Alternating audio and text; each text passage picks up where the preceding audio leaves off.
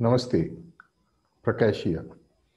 Welcome to one more episode of Dharma Tales. Let's debate. I'm going to pick up one more very interesting story from Mahabharata. Again, I'm going to look at one of the partly told and partly untold story, and from there see what connection that has got to do with the Dharma.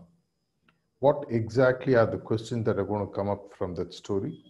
How we are going to look at the impact of the decisions that were made during that time. Who stood for Dharma? Who did not stand for Dharma? These are the questions that we are going to look at through this story. The hero of our story is none other than Karna, considered to be on par with Arjun or even better in terms of his ability to use his bow and arrows and all his real great qualities, including the qualities of giving, for which he was always known as Dhanavir Karnan. If you really look at how he was born, from the time he is born and how he is abandoned by his own mother Kunti, how he is brought up in apparently a low caste family, and before Duryodhan takes him into his fold, gives him a kingdom called Angaraj, and he becomes the Angaraj, and then he goes on. The story is not about his how he grew or whatever, but the story is a few days prior to the war. The war has been already agreed upon, or it has been thrust upon the people, and Karna is just waiting for the war to start. And every day morning, as part of his daily routine, just before sunrise, he used to go and offer his prayers to the Sun Lord without even knowing the relationship that he had with the Sun Lord himself. And then on one of these days in the early morning, when he is offering his prayers, he sees a woman in hiding near where he is offering the puja. Normally, it is his routine that anyone who comes and asks for anything just after the sun god's puja is done, he normally does not say no. Obviously, maybe this woman who had come there knew what was in his heart too. And the moment he saw that woman, he just says, please ask whatever you want, I can give you. She says, are you very sure that you'll be able to give me whatever I want? He says, it's my word, it's my commitment. I am known for standing by my commitment of what I want to offer. And then she comes out in the open, and then he finds that it is none other than Kunti Devi, the mother of the Pandavas. He still does not know the relationship that he has with this woman. And then she asks, saying that since you are committed, I want you to come along and fight along with Pandavas. He says, how is it possible? How can you even ask such a boon from me?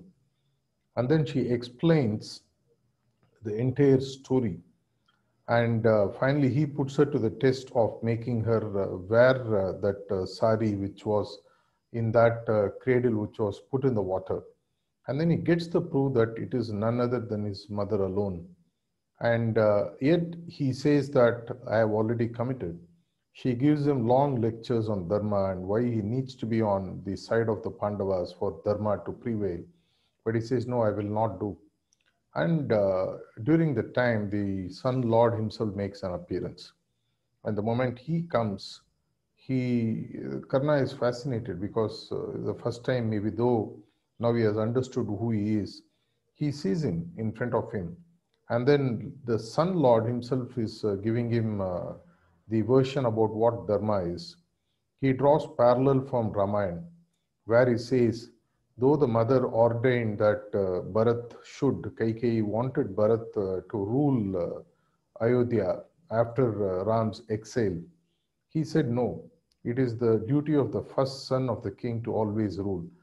And then he even goes to the forest, takes the permission of his elder brother Ram, brings his slippers, as they say, and then keeps that as in the throne of the king for him to rule for 14 years before, or how many years before Ram comes back.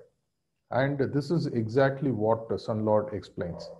It is Dharma which is more important, not your friendship, not the commitment that you have with Duryodhan. In some way, finally, Karna is convinced. He is about to relent, but again he sort of creates a twist in the tale. He says that I would like not to give this commitment to you. And now, having given you a commitment of a boon that you wanted, please ask me for anything else. Kindly pardon me for this mistake and don't hold me on to this. And then it is said that Kunti takes the commitment from him that at the end of the war, five of the Pandavas will be alive. She knows that Karna's entire purpose is to kill Arjun. She wants to be sure that at least the other four Pandavas are protected. And she takes this commitment from Karna. And he gives the commitment that at the end of the war, five Pandavas will be alive, which means that either Karna kills Arjun or Arjun kills Karna, whichever way there will be five children left for Kunti Devi to be calling herself as the mother of five Pandavas. And how the tale twist after this is something we all know. So dharmic question here which comes up for all of us to discuss is that though it is quite easy for us to say that entire thing had been planned ahead, it was still possible. In fact, there are a lot of folklores, stories which run in abundance, which says actually that Karna switched sides and how Mahabharata changed. Of course, it makes a very interesting read. But yet, really, if you look at it, Karna goes back on his word. He normally, when he gives a commitment, he does not go back. On this occasion, he goes back on the word. He tells his mother, whom he understands to be his mother now, please pardon me to replace that commitment with some other boon that you want. And yet, understanding what dharma is dharma greater than friendship? Isn't it the challenge that we all face in this lifetime in many of our own life situations? The way in which organizations are run, the way in which families are run, the way in which even governments are run. You make your own allegiance to a specific individual or to a group. And because you have given a word, even when you understand what is dharma, you still sort of refuse to go back and still stick to your word, though you know that you are going down the wrong path. This is a classical dharmic question which comes up. Karna had a choice. Had he switched sides, really speaking, after knowing the truth, it wouldn't have been impossible for him to go and tell Duryodhan that it is after all my brothers. Maybe he might have even stopped the war. He must have found a way in which a patch-up could have been made. So the question now for you to deliberate and discuss. Why did Karna not make the choice of going back to his brothers, knowing well who they are? Is friendship more important than dharma?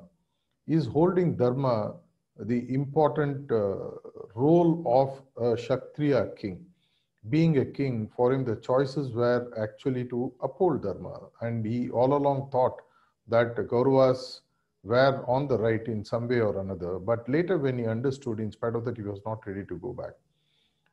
Let's all put our hearts and mind together, find out what are the dharmic questions that arise out of this story. How Karna could have handled it. What are the implications of this story in our own personal life? What are the values that we actually get to learn from this story that we ourselves can imbibe? Is our relationship, is our friendships, is our commitment to a few individuals in our own life more important than standing up for dharma? Isn't it what is causing many of the present day issues? These are the questions that are in front of us for us to answer. Dharma Tales, let's debate. Till we meet again. Thank you. Prakash.